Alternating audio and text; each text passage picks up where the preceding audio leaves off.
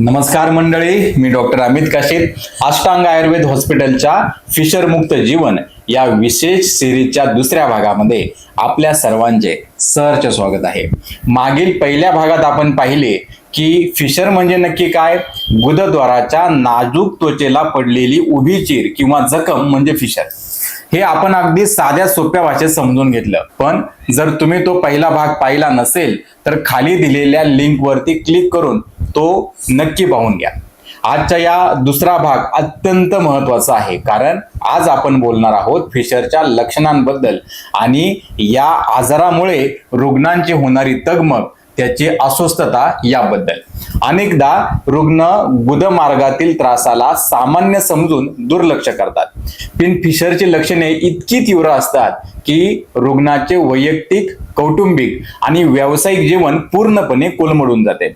आज आपण अशी कोणती मुख्य लक्षणे आहेत ज्यावरून तुम्हाला फिशर झाला आहे हे ओळखता येईल, हे आपण सविस्तर पाहून घेणार आहोत.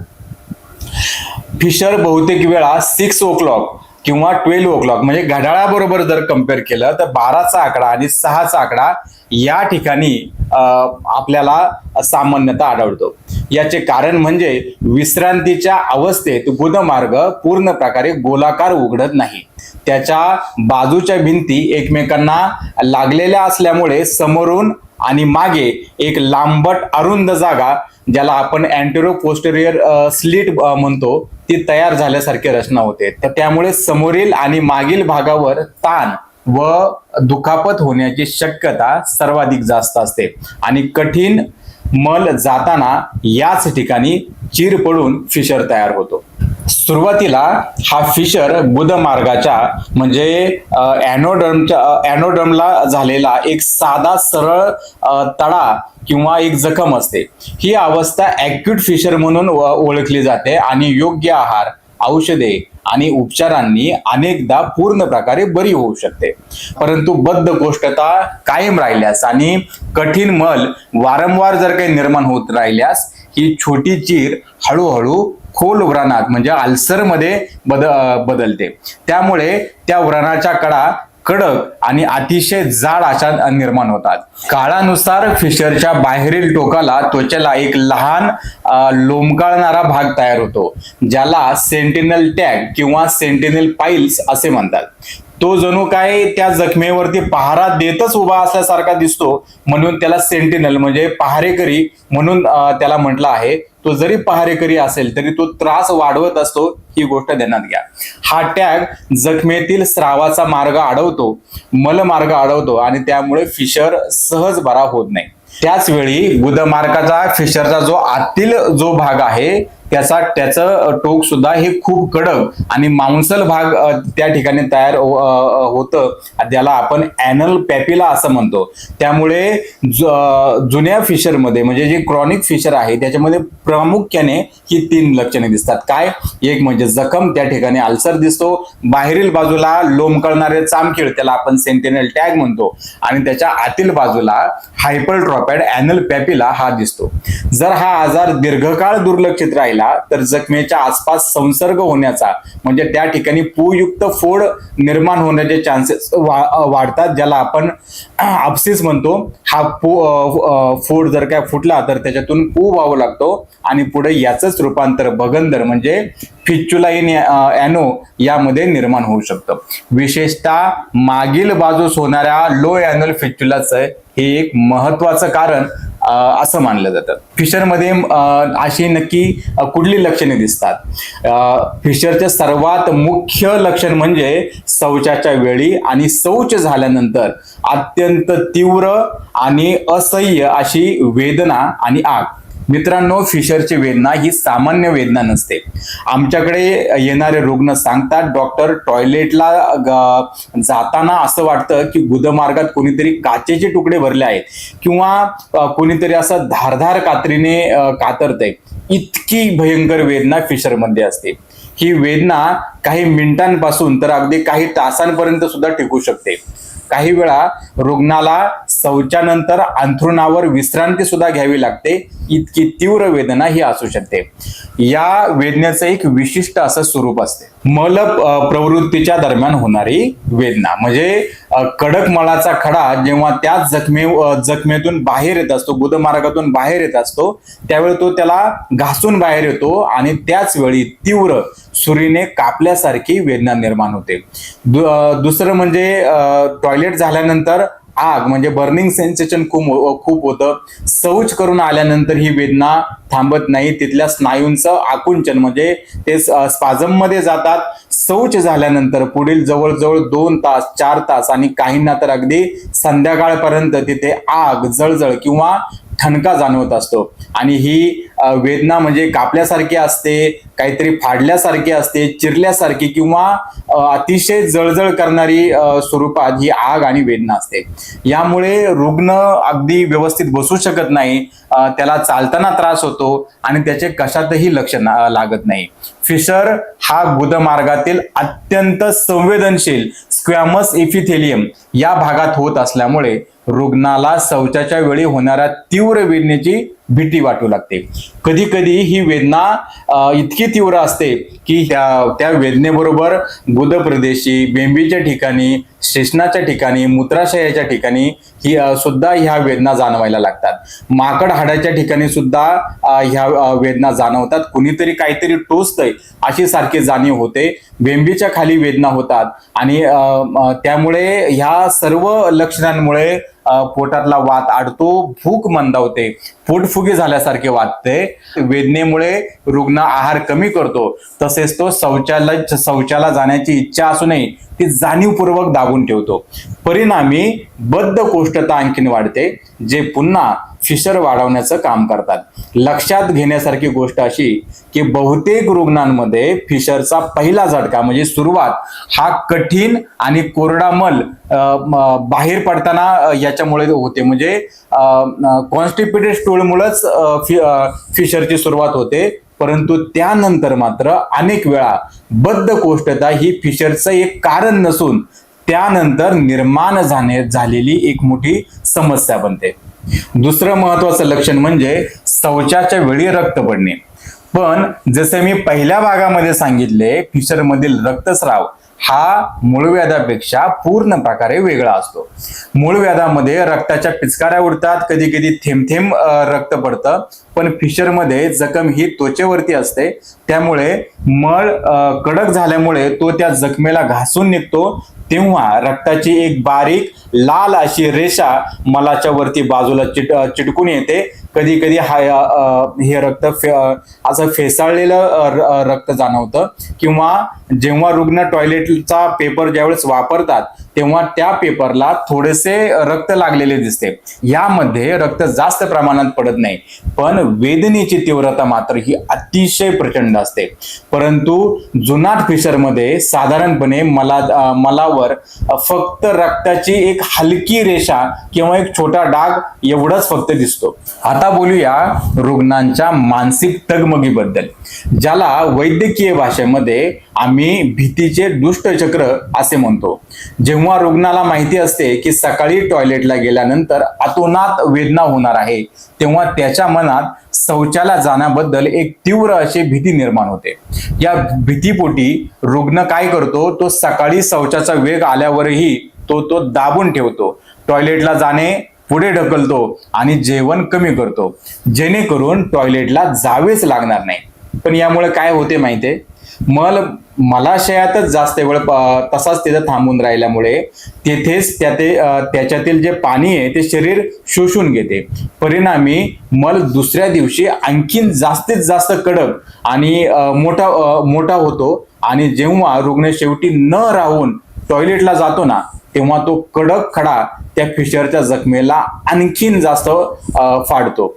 जखम अधिक खोल निर्माण होते, वेदना दुप्पट होते. या भीतीपोटी रुग्ण स्वतःचा आजार तीव्र मधून गंभीर अवस्थेकडे मध्ये घेऊन जातो. ही रुग्णाची मानसिक आणि शारीरिक तगमग अत्यंत क्लेशदायक असते. त्यामुळे काही रुग्ण मल मऊ राहावा म्हणून नियमितपणे काही औषधे म्हणजे जुलाबाची औषधे आहेत, रेचक औषधे आहेत, लॅक्झेटिव्ह काही औषधे आहेत ही घेत असतात. तरी सुद्धा अशा सततच्या हस्तक्षेपामुळे गुदमार्गामध्ये इन्फेक्शन होण्याची शक्यता वाढते आणि फिशरच्या खाली तसेच आसपास व्रणाचे जे टिश्यू आहेत म्हणजे स्कार टिश्यू जे आहे ते तयार होऊ लागतात आणि या स्कार टिश्यूमुळे गुदमार्ग अजून अरुंद होऊ लागतो आणि त्यामुळे बद्धकोष्ठता ही आणखीन वाढते. अशा प्रकारे एक दुष्ट चक्र ज्याला आपण व्हीसीएस सायकल म्हणू शकतो ही तयार होते आणि रुग्णाचा त्रास अधिकाधिक वाढत जातो. या 2-3 मुख्य लक्षणांशिवाय फिशरच्या रुग्णांमध्ये इतरही काही लक्षणे दिसतात. त्याच्यामध्ये महत्वाचं म्हणजे गुदभागामध्ये खाज येणे. फिशरच्या जखमा जेव्हा थोडी बरी व्हायला लागते किंवा तेथून येणाऱ्या स्रावामुळे आजूबाजूच्या त्वचेला सतत ओलसरपणा राहतो आणि तिथेच त्या ठिकाणी त्या भागाला गुदभागाला खाज सुटते. त्याचबरोबर कधी कधी त्या ठिकाणी स्राव निर्माण होतात. जर फिशरच्या जखमेमध्ये जंतू संसर्ग जर झाला तर तेथून हलका पिवळसर आणि पांढरा चिकट स्राव येतो. त्यामुळे अंडरवेअर ओली झाल्यासारखे होते, खराब होते आणि तिथे दुर्गंध किंवा इन्फेक्शन वाढू शकते, ज्यातून सबम्युकोजल अब्सिस म्हणजेच आतल्या बाजूला सूज येऊन त्या ठिकाणी फोड तयार होतो आणि त्याच्यातून नंतर फूयुक्त स्राव त्याच्यातून बाहेर पडतो.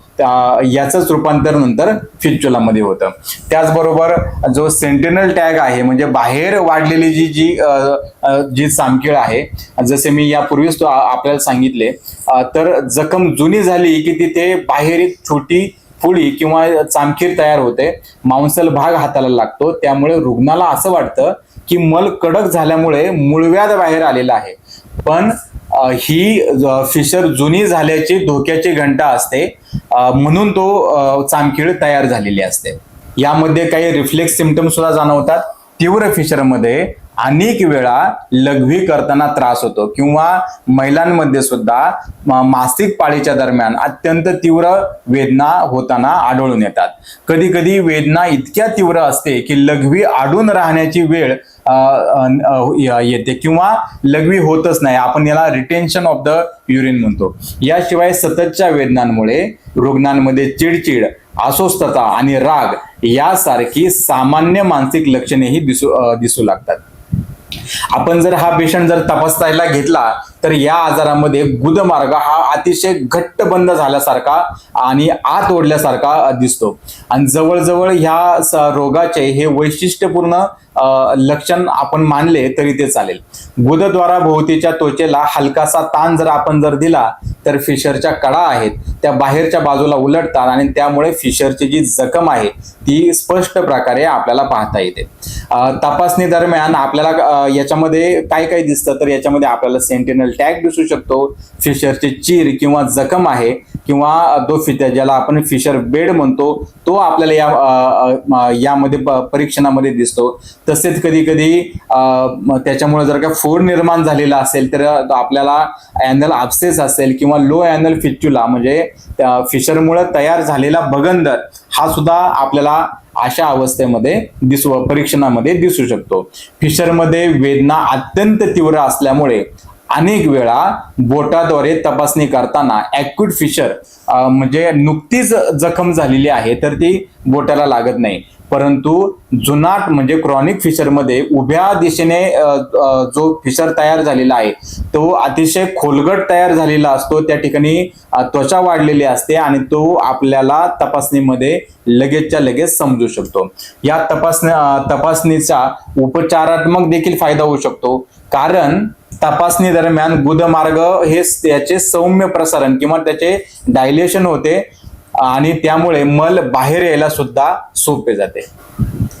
आपल्याला अजून तपास करायचा असेल तर दुर्बिणी मधून सुद्धा म्हणजे प्रोक्टोस्कोपी करून सुद्धा आपण रुग्णाचं परीक्षण करू शकतो. परंतु रुग्णाला जर अत्यंत तीव्र वेदना होत असतील तर अशी तपासणी शक्यतो पुढे ढकलावी लागते किंवा ती शक्यतो टाळली जाते.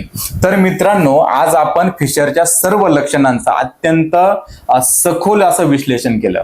जर तुम्हाला शौचाच्या वेळी काचेसारखी टोचणारी वेदना होत असेल, तासनतास होणारी आग, मलाला लागून येणारे रेषेसारखं रक्त आणि बाहेरची छोटी कातडी हाताला लागत असेल, चामखीळ हाताला लागत असेल तर वेळीच सावध व्हा.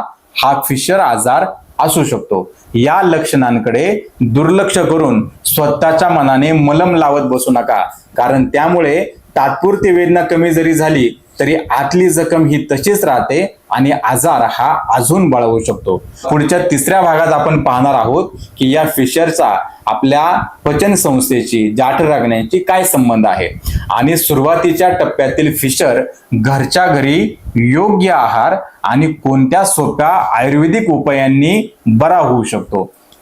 म्हणजेच आपण आहार आणि घरगुती उपाय याबद्दल सविस्तर चर्चा करणार आहोत, कारण आरोग्य ही संपत्ती आहे आणि आयुर्वेद ही ती जपण्याची संस्कृती। आपण ही संस्कृती एकत्र जगायला हवी नाही का? तुम्ही या प्रवासाचा भाग आहात हीच आमच्यासाठी आणि अष्टांग टीमसाठी मोठी प्रेरणा आहे। हा व्हिडिओ तुम्हाला कसा वाटला हे आम्हाला कमेंट बॉक्समध्ये नक्की कळवा। व्हिडिओ आवडला असेल तर लाईक करा आणि जर मनाला भिडला असेल तर तुमच्या मित्रमैत्रिणींना नक्की शेअर करा। चॅनेल अजूनही सबस्क्राईब केलं नसेल तर आत्ताच झटकन पटकन करून ठेवा, कारण एखादं आरोग्यदायी ज्ञान कोणाचं जीवन बदलू शकतं।